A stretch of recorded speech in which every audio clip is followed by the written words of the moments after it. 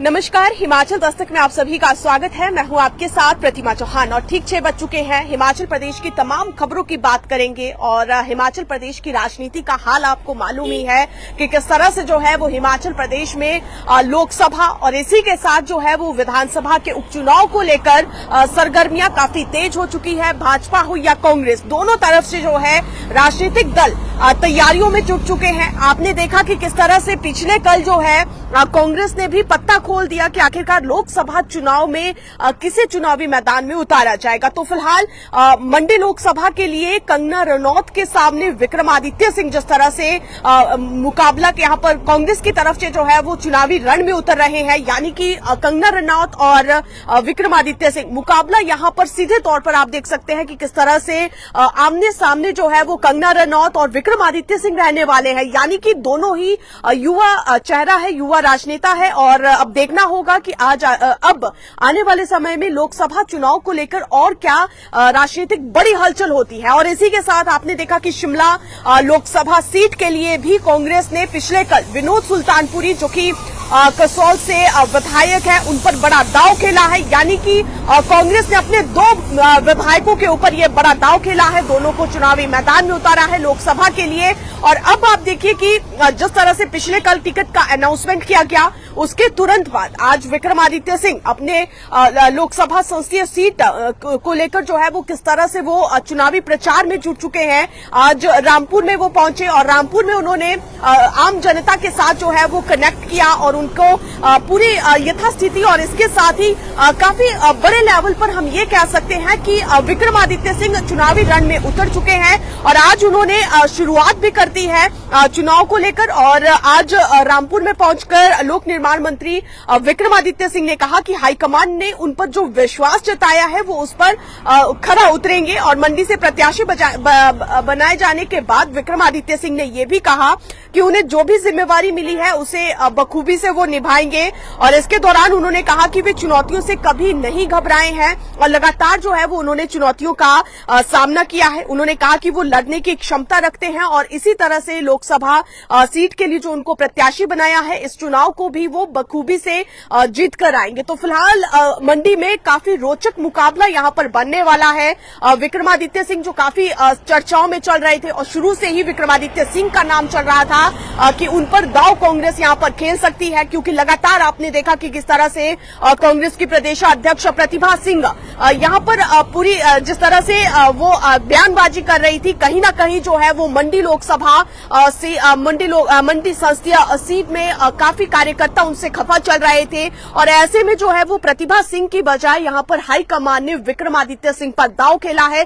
Fan following अगर आप देखेंगे तो विक्रमादित्य सिंह की पूरे हिमाचल ज्यादा फिलहाल बड़ा दांव यहाँ पर विक्रमादित्य सिंह पर कांग्रेस ने खेला है और बड़ा यहाँ पर जो है वो आज जुबानी हमला भी विक्रमादित्य सिंह ने किया है भाजपा की प्रत्याशी कंगना रनौत को घेरते हुए। उन्होंने कहा कि कंगना रनौत जो है वो पहले होमवर्क करके आए, क्योंकि भाजपा के जो यहाँ पर प्रभारी बनाया गया है वो उन्हें चिट्ठा जो है वो लिख कर देते हैं और वही जो है वो कंगना उसे मंच पर पढ़ देती है और इसका कोई तथ्य नहीं होता। तो इस तरह के आरोप और एक राजनीतिक हमला जो है वो विक्रमादित्य सिंह ने कंगना रनौत पर किया है। तो कुल मिलाकर जो है वो हिमाचल प्रदेश में राजनीतिक सरगर्मियां बढ़ चुकी है और विक्रमादित्य सिंह चुनावी मैदान में उतर गए हैं। और अब बात करते हैं विनोद सुल्तानपुरी की। तो विनोद सुल्तानपुरी का जब कल टिकट फाइनल हो गया, कांग्रेस हाईकमान ने उन्हें विनोद सुल्तानपुरी ने कहा कि उनके पिता कृष्ण दत्त सुल्तानपुरी को शिमला लोकसभा की देवतुल्य जनता ने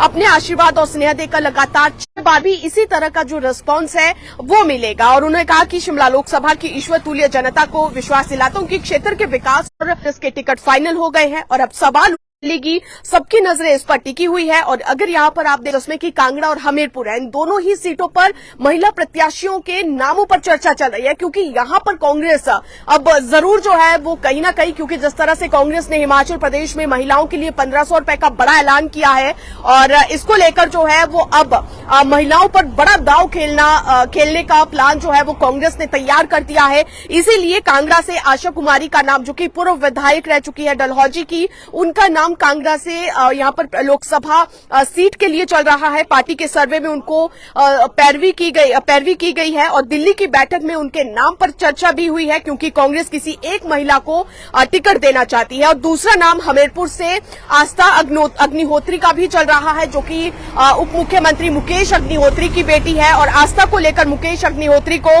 विचार करने के लिए कहा गया है, वो तैयार होंगे तो दमदार चेहरा यहां से आस्था अग्निहोत्री कांग्रेस के लिए मिल सकती है। सर्वे में उनका नाम भी सामने आया है।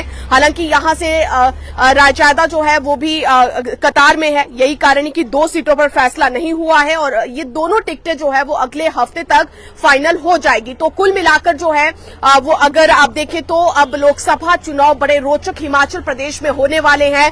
भाजपा ने अपने चारों प्रत्याशियों के नाम तय कर दिए हैं और अब जो है वो नंबर आता है यहाँ पर कांग्रेस के 2 टिकटों का, कि आखिरकार कांग्रेस के इन 2 सीटों पर कौन चुनाव यहाँ पर लड़ेगा। तो फिलहाल अब देखना होगा कि आने वाले समय में क्या राजनीतिक समीकरण बनते हैं। भाजपा और कांग्रेस किस किस के बीच में ये एक बड़ा मुकाबला यहाँ पर होता है। तो फिलहाल अगली खबर की बात करते हैं।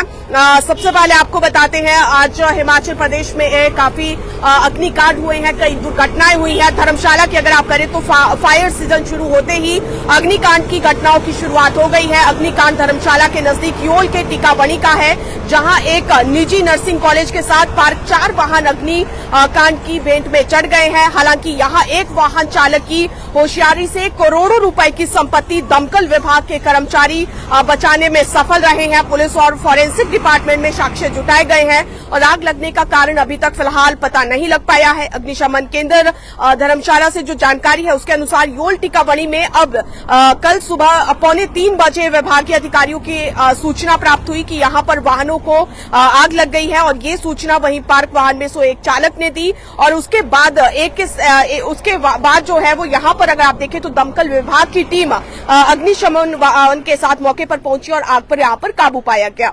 अगली खबर की यहां पर अगर बात करें तो यहां पर अगर आप देखें तो आज भाजपा ने अपना संकल्प पत्र जारी कर दिया है और भाजपा ने कई बड़ी घोषणाएं की है, जिसमें कि अगर आप देखें तो सबसे पहले 70 साल से ऊपर के बुजुर्गों को आयुष्मान योजना के तहत 5 लाख रुपए तक का मुफ्त इलाज देने की घोषणा जो है वो अपने संकल्प पत्र के बीच यहां पर जो है वो भाजपा ने आज की है। और गरीबों के लिए मुफ्त राशन योजना 2029 तक चलाए जाने की घोषणा भी अपने संकल्प पत्र में भाजपा ने की है। इसके अलावा गरीबों को 3 करोड़ रुपए देने की भी घोषणा की है। मुद्रा योजना के तहत लोन की सीमा 20 लाख रुपए की जाएगी, ये भी अपने संकल्प पत्र में भाजपा ने इसे शामिल किया है। इसके अलावा यूसीसी देश भर में लागू करेंगे, ये एक बड़ी घोषणा की है। 1 नेशन 1 इलेक्शन लागू किया जाएगा, ये अपने संकल्प पत्र में बड़ी घोषणा की है। पेपर लीक नियंत्रण के लिए कानून लागू किया जाएगा और इसके साथ ही फसलों की एमएसपी में वृद्धि और किसान सम्मान निधि योजना जारी रखी जाएगी, ये भी अपने संकल्प पत्र में भाजपा ने घोषणा की है।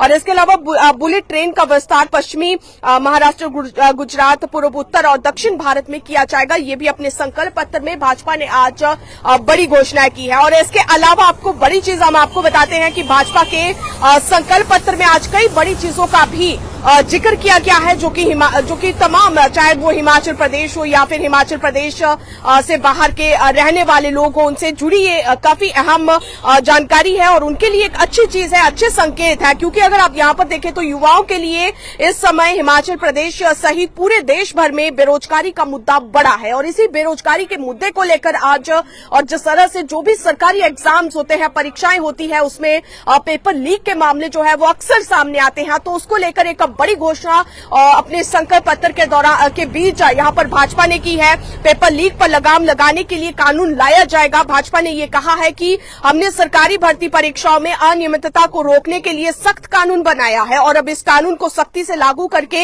युवाओं के भविष्य के साथ खिलवाड़ करने वालों को कड़ी सजा दी जाएगी। और भाजपा ने यह भी कहा है कि उनकी सरकार ने सरकारी भर्ती परीक्षा को पारदर्शी आयोजन कर लाखों युवाओं को सरकारी नौकरियों में भर्ती किया है और आगे भी सरकारी जो भर्तियां हैं उसे आगे भी जो है वो सरकारी भर्तियों के रास्ते खोजे जाएंगे और ज्यादा से ज्यादा जो है वो युवाओं को सरकारी नौकरियां दी जाएगी। तो फिलहाल बड़ी बात यह है कि इसी चुनावी रण के बीच में, चुनावी माहौल के बीच में जो है वो भाजपा ने युवाओं को जरूर रुझाने के लिए एक बड़ा ऐलान और बड़ी घोषणा की है कि अगर उनकी सरकार आती है तो पेपर लीक मामले में कानून लाया जाएगा। क्योंकि आपको मालूम है कि पेपर लीक का जो मामला है वो न केवल हिमाचल प्रदेश बल्कि देश भर के कई राज्यों में जो है जब भी सरकारी भर्तियां होती है पेपर लीक होते हैं, उस वजह से युवाओं को नौकरियों के लिए लंबा इंतजार करना पड़ता है। तो ऐसे में जरूर चुनावी दौर के बीच में एक बड़ी घोषणा राजनीतिक पार्टी द्वारा की गई है। अब देखना यह होगा कि इसमें आखिरकार सच्चाई कितनी होती है। क्या चुनाव जीतने के बाद भी राजनीतिक दल हिमाचल प्रदेश और तमाम सभी देश भर के युवाओं के लिए क्या सही मायने में ऐसा कानून लाते हैं ताकि जो सरकारी भर्तियां हैं वो बड़े अच्छे तरीके से और पारदर्शिता के तौर पर जो है वो हो सके। और इसी के साथ अब अगली खबर की बात करेंगे, क्योंकि अगर आप देखें तो शिमला से एक बड़ी दुखद खबर आज सामने आई है। शिमला में नाबालिग लड़की के साथ दुष्कर्म का मामला सामने आया है। पीड़िता की उम्र 16 साल है जबकि वारदात को अंजाम देने वाला आरोपी भी 16 साल का ही किशोर है। बहरहाल पुलिस ने पीड़िता की मां की शिकायत पर न्यू शिमला पुलिस स्टेशन में मामला